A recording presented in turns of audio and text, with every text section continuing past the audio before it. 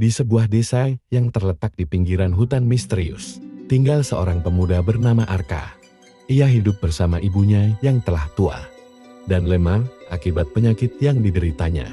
Meskipun Arka sering dipandang sebelah mata oleh orang-orang di desanya, ia memiliki impian besar untuk mengubah nasibnya dan memberikan kehidupan yang lebih baik bagi ibunya. Setelah ayahnya meninggal saat ia masih kecil, ibunya lah yang membesarkannya dengan penuh kasih sayang dan perjuangan. Kehidupan mereka sangat sederhana. Mereka hanya bisa mengandalkan pertanian kecil yang dikelola ibunya dan sedikit hasil hutan yang bisa didapat Arka.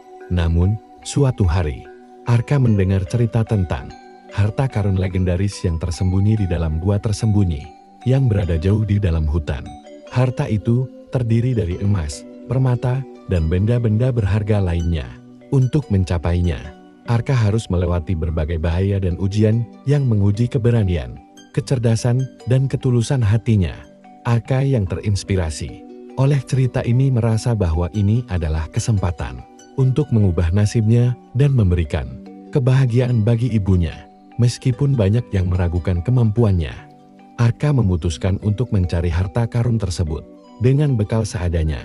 Sebuah kantung berisi makanan kering, sebilah pisau tua, dan dorongan semangatnya untuk bisa membahagiakan ibunya, serta mengubah nasib mereka. Dan Arka pun memulai perjalanan berat menuju hutan yang penuh misteri. Perjalanan Arka ke hutan yang lebat tidak mudah. Begitu ia memasuki hutan, kabut tebal menyelimuti jalan setapak yang dilaluinya, membuat setiap langkah menjadi lebih berat dan penuh kesulitan. Rintangan pertama yang ia hadapi adalah sekelompok serigala besar yang menyerang secara tiba-tiba. Arka, yang tidak ingin menghadapi sekelompok serigala di awal perjalanannya itu, memutuskan mengandalkan kecerdikannya. Karena ia tahu ini baru awal perjalanannya, dan dia tidak ingin menghabiskan tenaganya. Ia berhasil membuat serigala-serigala itu menjauh dengan mengalihkan perhatian mereka, menggunakan pisau tua yang dibawanya untuk menebas ranting dan membuat suara yang memecah kesunyian malam. Namun, bahaya tidak berhenti di sana. Beberapa hari kemudian, Arka harus melintasi rawa-rawa yang dalam dan berbahaya. Tanah yang rapon hampir membuatnya terperosok. Tetapi dengan sigap ia menggunakan pisau untuk memotong tanaman liar dan keluar dari jebakan itu. Semakin dalam ia melangkah ke dalam hutan, semakin banyak tantangan yang harus ia hadapi. Suatu pagi, setelah berhari-hari berjalan, Arka bertemu dengan seorang pria muda yang sedang berdiri di depan sebuah sungai yang mengalir dengan deras. Pria itu mengenakan pakaian petualang yang lusuh dan tampak lelah. Namun matanya penuh tekad. "Aku dengar kamu juga mencari harta itu," kata pria itu dengan suara yang penuh tantangan. "Aku juga. Namaku Rendra. Apa yang membuatmu begitu yakin bisa menemukannya? Apa yang kamu miliki sehingga bisa membuatmu berpikir bahwa kau lebih baik dari aku?" Arka terkejut mendengar kata-kata itu. Rendra, seorang pencari harta lain, tampak sangat berpengalaman dan lebih kuat daripada dirinya. Arka merasa cemas, tetapi ia menjawab dengan percaya diri. "Aku mungkin tidak sekuatmu, tapi aku punya tujuan yang jelas. Aku mencari harta ini untuk ibuku. Aku harus kembali dan memberinya kehidupan yang lebih baik." Rendra tertawa kecil. "Tujuan mulia, ya. Tapi di hutan ini, tujuan saja tidak cukup. Kau harus kuat, tak hanya fisik, tapi juga mental. Jika kau lemah, kau tidak akan bertahan." Rendra kemudian mengajaknya berjalan bersama, meskipun Arka merasa sedikit ragu. Seiring perjalanan, Arka mulai melihat bahwa Rendra memiliki kemampuan luar biasa cepat, tangkas, dan selalu tahu apa yang harus dilakukan untuk menghindari bahaya. Tetapi meskipun Rendra tampak lebih kuat, ada sesuatu dalam diri Arka yang tidak bisa dijelaskan. Sesuatu yang membuatnya tetap teguh. Selama perjalanan bersama, mereka menghadapi beberapa rintangan bersama. Mereka terjebak dalam pusaran angin kencang yang hampir menghancurkan mereka, dan bersama-sama mereka berhasil bertahan. Namun, semakin lama mereka bersama, semakin jelas bahwa Rendra memiliki niat yang berbeda. Di satu titik, ketika mereka hampir sampai ke gua, Rendra mengungkapkan bahwa ia tidak hanya ingin mencari harta karun untuk dirinya sendiri, tetapi juga ingin mengalahkan Arka. karena ia merasa Arka adalah pesaing yang menghalangi jalannya.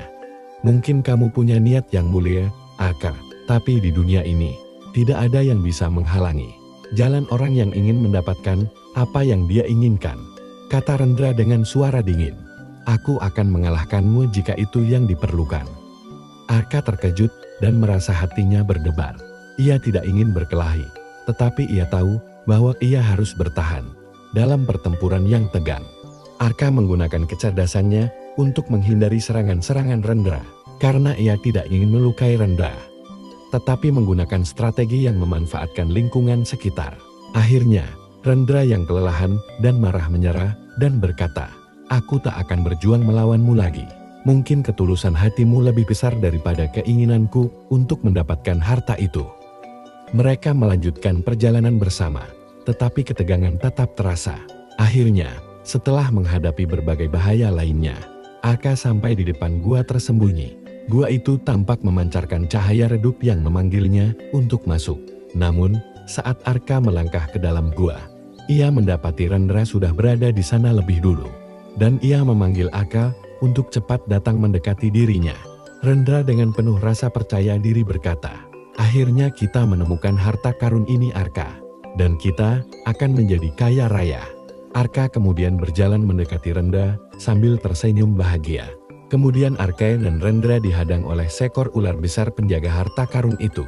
Ular itu bertanya kepada mereka berdua, "Apa yang kalian berdua lakukan di sini?"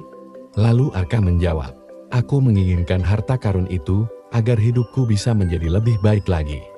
Mendengar jawaban itu, ular pun berkata, "Menarik." Lalu ular itu bertanya kepada Rendra, "Hai anak muda, lalu apa yang kau inginkan datang ke tempat ini?" Lalu Rendra menjawab, "Tentu saja harta karun itu, agar aku bisa menjadi orang yang sangat kaya raya." Dan ular itu berkata, "Oke baiklah, sebelum kalian mengambil harta itu, aku akan memberikan ujian yang sama kepada kalian berdua. Lalu kita lihat siapa yang paling pantas untuk mendapatkan harta itu." "Baiklah," jawab Arka dan Rendra dengan kompak. Ujian demi ujian pun berhasil dilewati dengan mudah oleh Arka dan Rendra.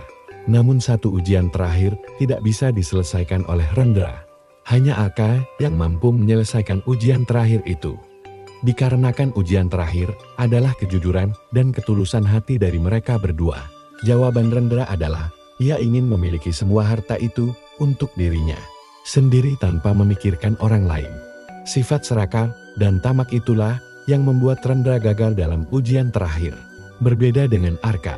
Mendengar jawaban yang tulus dari Arka tentang mengorbankan harta demi orang yang ia cinta, ular itu tersenyum dan berubah menjadi seorang wanita cantik yang mengenakan jubah putih berkilauan. "Keberanianmu dan ketulusanmu telah membebaskanku dari kutukan. Dulu aku adalah pencari harta karun seperti dirimu. Dikarenakan aku gagal menjawab ujian terakhir dari penjaga sebelumnya, karena aku hanya mementingkan diriku sendiri tanpa memikirkan orang lain. Dari keserakahan itulah, aku mendapat kutukan menjadi seekor ular raksasa penjaga harta karun ini. Berharap suatu saat nanti ada orang yang sangat tulus dan tidak serakah terhadap dirinya sendiri. Lalu tibalah saat ini kau datang kemari, mencari harta karun. Bukan hanya untuk kepentinganmu sendiri, melainkan untuk kebahagiaan orang lain. Sekarang, harta ini menjadi milikmu," kata wanita itu.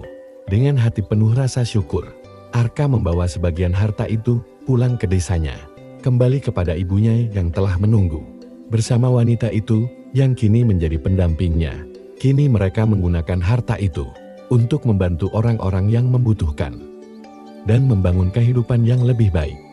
Arka menyadari bahwa kekayaan sejati bukanlah emas atau permata, tetapi keberanian, kebaikan hati, dan cinta yang tulus. Dan akhirnya Rendra yang gagal dari ujian terakhir itu harus menerima nasib yang sangat menyakitkan. Ia terkena kutukan dan berubah menjadi ular raksasa penjaga baru harta karun di gua tersembunyi itu. Dan berharap suatu saat nanti ada orang yang datang mencari harta karun tersebut dan bisa membebaskan dia dari kutukan itu.